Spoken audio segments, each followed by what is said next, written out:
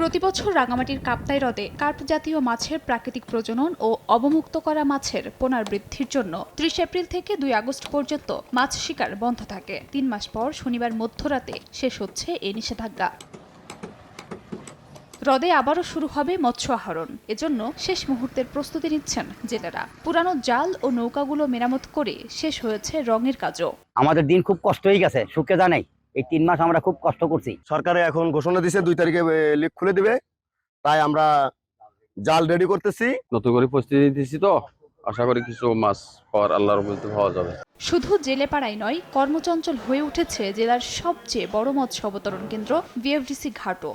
লেগে তো ভালো পানি হয়েছে, আমরা প্রত্যাশা করি ভালো মাছ হবে। বিডিসির পক্ষ থেকে আমরা সুযোগ সুবিধা পাই, ঠিকভাবে মাছের দাম সংগ্রহ করতে পারি, বাজারজাত করতে পারি, এটা আমাদের কামনা। প্রতি বছরের মতো এবারও বিপুল পরিমাণে মৎস্য অবতরণের আশা করছে বিএফটিসি। প্রস্তুতি অলমোস্ট শেষের দিকে এবং আমরা আশা করি যে গত বছরের ন্যায়ও এবছরে আমরা পর্যাপ্ত পরিমাণ মাছ লেকে পাবো।